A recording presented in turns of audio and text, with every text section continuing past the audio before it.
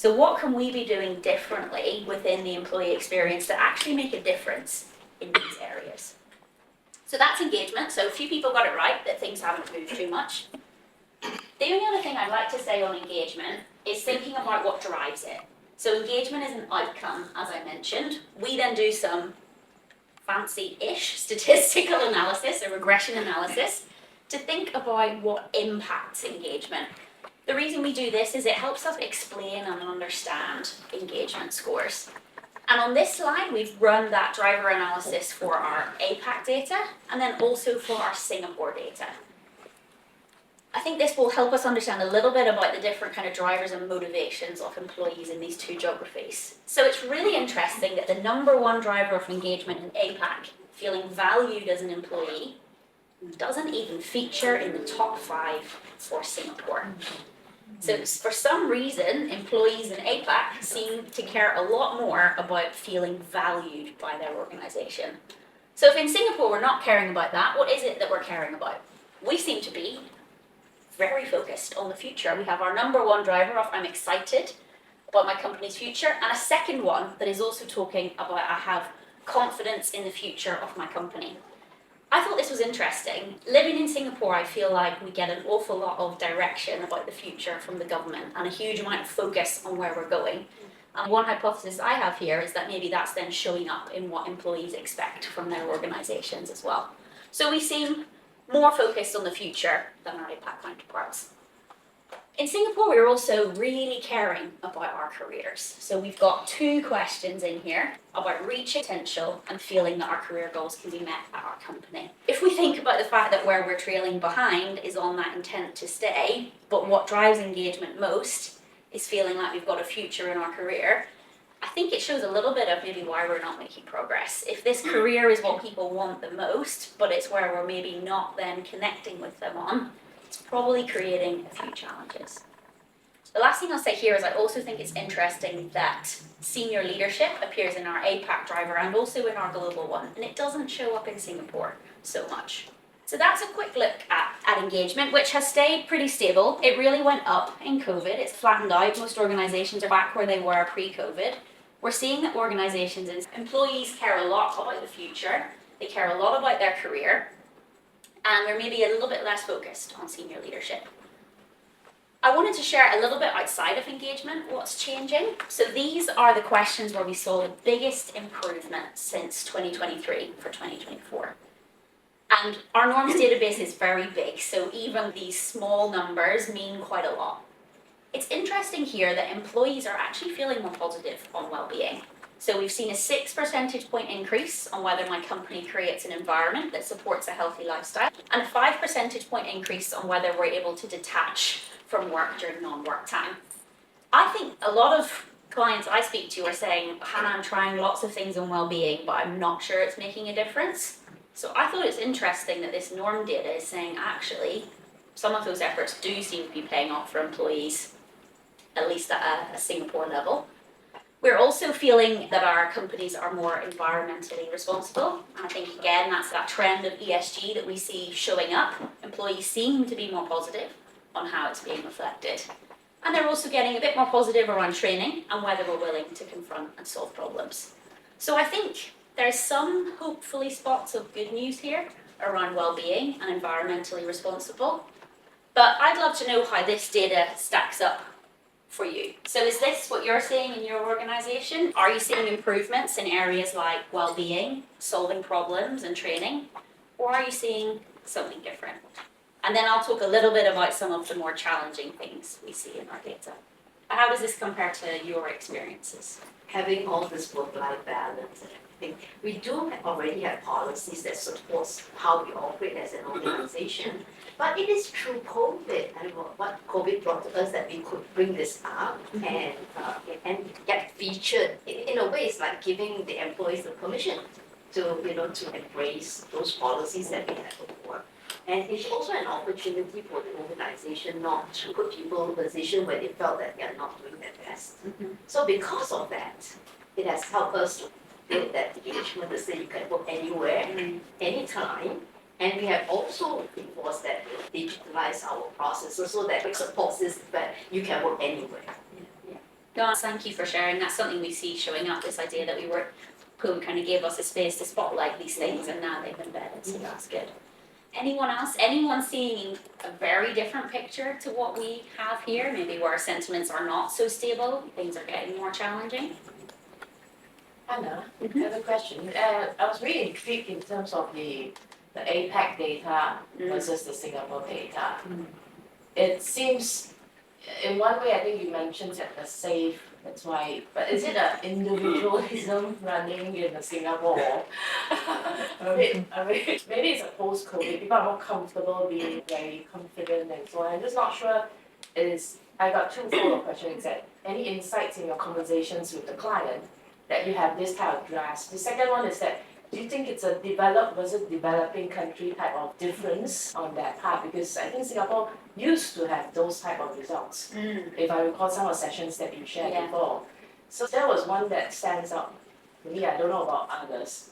I mean, well, I think those are interesting hypotheses. On that whole kind of developing versus more developed economies, it's not exactly the same, but one piece of research we have done is into countries where democracy is stronger, we tend to see less positive employee sentiments. So that is one thing that we see. So one of our colleagues in the US did a big, very scientific study on that, and it's the higher the democracy, the more vocal employee. But I think that's quite interesting. We look across the data, it's interesting. The other correlation there is the GDP, which is quite interesting. So they did like a scatter chart of GDP and levels of democracy. And the higher the GDP and the lower the democracy, the lower the engagement. So the more developed and more democratic is interesting, yeah. We'll send it to you. So it's like money doesn't buy. That's the thing with engagement. We often say as well, money gets the bums on the seats. You know, you can attract and retain people with money, but you can't buy their heart. Yeah, will be real. Thank you. But the APAC are interesting. Thailand, Vietnam, Malaysia, Myanmar, those scores are much higher. But we also a cultural style to be. The UK, for example, is really gloomy. Hong Kong's really gloomy. It's negative, the Thailand, the sunshine. Well, I think the Cassie mentality show up in some of the sentiments around career, I wonder. Yeah. And I wonder are some of those sentiments around intent to stay reflecting where Singapore is at as an economy and in its growth journey. You've got kind of that generation of the workforce who assume they're going to work in a corporate private environment. What do they want and where does that go? And I think the leadership thing is interesting. You pointed that out as well. I think certainly during COVID, when the world felt like it was in crisis, we really saw the impact of leadership really expanding. People needed a safe captain to charter the ship. It was turbulent and messy and noisy. And now that the world's sort of calming down, sort of, a little bit, we don't feel that urge so much to have such strong leaders. Like, it's still important, but it's not saving our lives today like it was during COVID, it felt like. And when I look back, like when we now look at our 5-year data, the COVID peak was such a peak, and so many clients lots of our clients avoided surveying in that year because I think they were a bit scared of what the data was going to say, but actually, it was the year where we saw more positive employee sentiments, especially in areas like communication, care, leadership behaviours. And I'm a little bit sad to see that we haven't maintained some of that, because part of it, I think, is that kind of natural human response of in a time of crisis, maybe work felt like an actually quite safe place. But I also think that organisations tried harder to show up for employee well-being, to demonstrate care, leaders communicated more, and I feel like things kind of levelling up, not such a good story. I try to reassure some of my clients, we're back where we started, everyone was the same. But my opinion is I'm a little bit sad that we haven't managed to maintain some of that positive change. I think that's got a lot to do with the expectations as well. True. You know, suddenly there was a lot of difficulty during COVID, but there was also a lot of freedom. You could work from home, take your dog for a walk, or go to the gym, or do whatever. And now people are being asked to come back and buckle back down, and so something that was given to you is now being taken away, and that affects the employee experience more broadly, I think. Okay, well thanks for that sharing, and I think it's quite a good segue into the next bit of data. So often when we look at employee survey data, sometimes it can be a little bit hard to understand. Employees might feel positive in one area and then negative in something that seems quite connected. And we wanted to explore that a little bit for Singapore. So we've pulled out 3 what we're calling conundrums in the data. Things where, okay, this part's going well, but something else isn't. And I think today as a group, we want to try and understand why that might be the case. And this first one is very linked to some of that engagement data around intent to stay in our careers. So in Singapore, 8 in 10 employees feel like their job makes a good use of their skills and abilities. So they're really confident that, yes, I come to work every day and I know what to do and it's using my skills. I feel really good about that. But only 58% feel that they have the opportunity for advancement. Only 56% feel like they can reach their full potential. And again, 56% feel like they have a good understanding of career paths. There's probably 3 interesting things that I see in this data. Firstly, these numbers don't move. When I look back across the past few years of our data, the sentiments are pretty much exactly the same, so we're not making progress here. Second, we are far away from APAC and global. These are not minor differences that people like Marika and I will get excited about. These are big 12, 15 percentage points gaps. Why are sentiments so different in this area here? Both with our kind of APAC counterparts and globally. And then the third thing that I find interesting here is we've got an awareness issue and a reality issue. So people don't know where their careers can go, but also they don't feel like that can actually happen. And it was just when I looked back at this data again this year that I just went, wow, why is this experience so different in Singapore on seeing where our careers can go and believing that? And also, why is it not getting better? I feel like we have as a country, there's so much focus on career health, growing the right skills, seeing where we can move. Why is that not translating across to organisations? Any kind of thoughts on this? Does this resonate for you? Are you surprised by this data? So that's really thinking about career and the individual. This second one's a little bit more about organisations and our culture. So employees feel really encouraged to be innovative in their jobs. So they're really feeling like we're encouraged to try new things. We're actually doing better on that compared to APAC and global, which is good to see. But then when it comes into making that innovation a reality, we see a slightly different picture.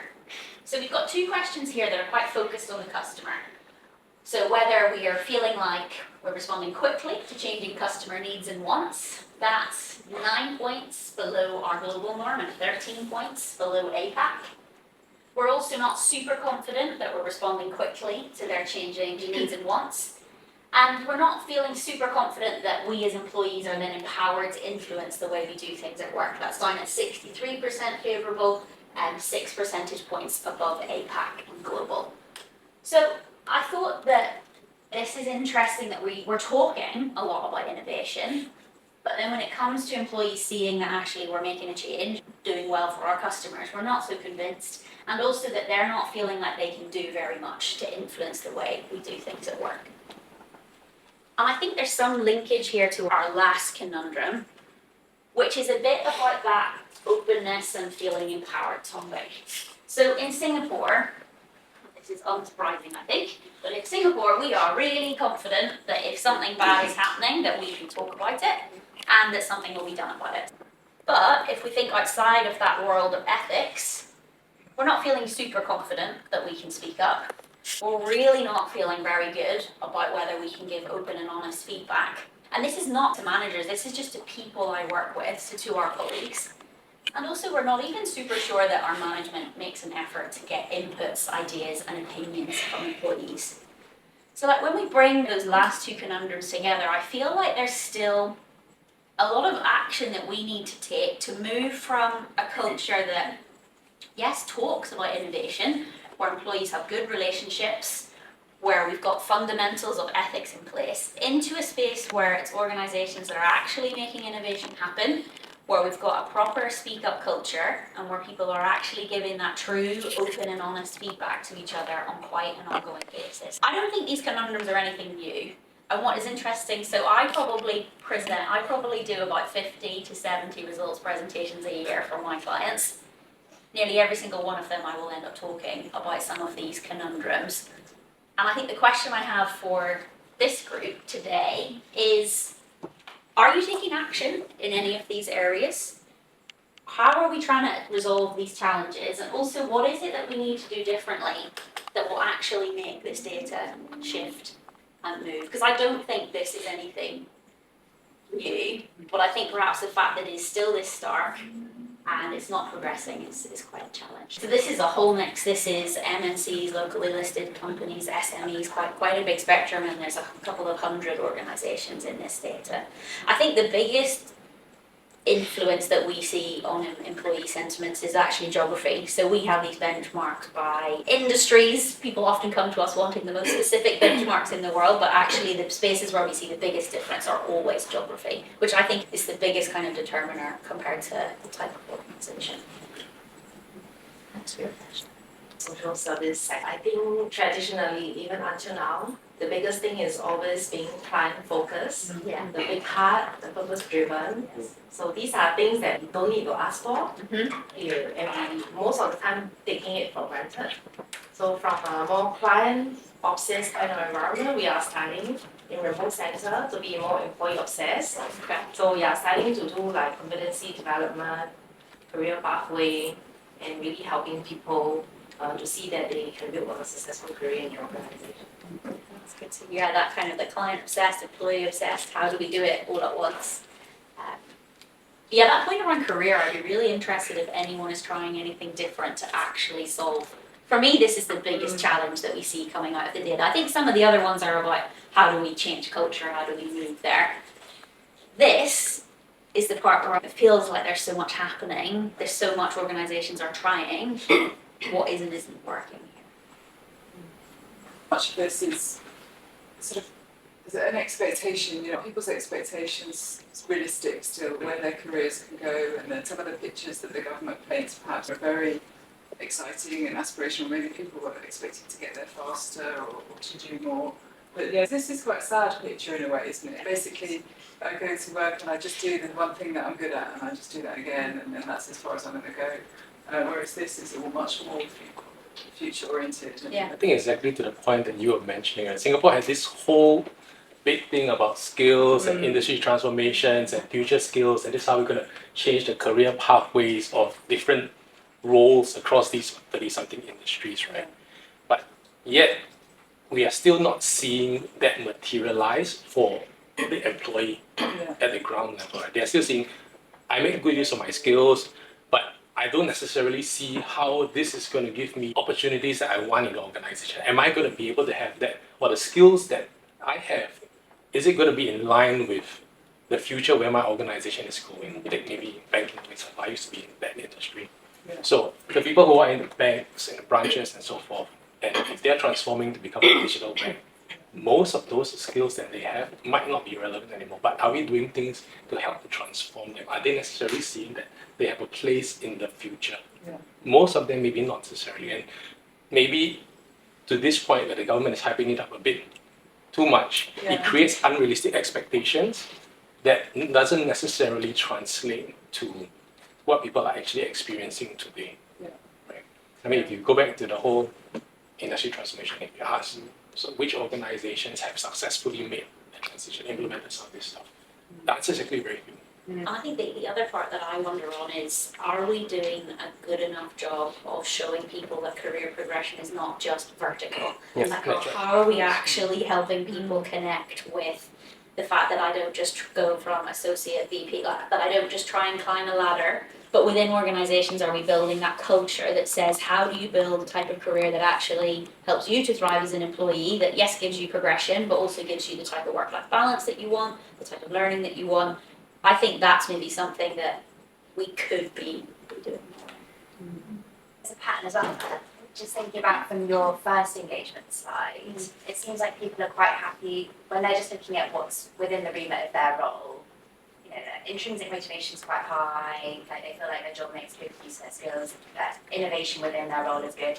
But when they look across the company and kind of prospects. And it's that idea that when we're in that kind of narrow structure of my job day to day, I'm happy enough, but then when I start to think bigger or think in that bigger picture, which Maybe it goes back to that point about how people don't necessarily feel that they can make that impact and change in their organizations, and that's translating to this as well as the innovation part. yeah, and that's a good point. That whole, how are we helping people see purpose and meaning in their job roles? I know that in sectors like the social sector, we see amazing scores there, but I think otherwise we don't see so much of that connect. Again, people think they know how to do their job. Do they know why that job has meaning? I'm not so sure. Actually, I'm just thinking that HR particularly might need to change the way we communicate. We communicate now, there are a lot of these parts are like done behind the scene. Yeah. And then we move home, we don't tell people. But I'm increasingly getting engagement from the ground. You know, I want to meet you, I want to talk about me. You know, I want to talk about what's the center's plan for me. The younger ones are starting to do that. You don't see much middle age or above, but the younger ones impatient primarily, so they want to know actually what's your plan. Yeah, so how does that look like if I want to choose to be a specialist? How does that look like if I want to switch career pathway to a management? And I think when people want to have more of those conversations, do people, managers and leaders right across the organisation have the right capabilities to do that? I'm not sure we're there yet. Career conversations. Yeah, and how to be in that more coaching and mentoring role for everyone, not just for people on a hyper program. How are we doing that for everybody? And using things like technology to help us there as well. Okay. So hopefully that data gives you a bit to reflect on in terms of where we're at in Singapore. I think there are some positive stories here, but my kind of main takeaway from our 2024 data is some of those conundrums and challenges doesn't feel like we're moving the needle. A lot of them are quite cultural within organizations. How can we change the type of behaviors that managers and leaders are role modeling, the signals we're sending to create a positive culture, and also how can we think differently about careers.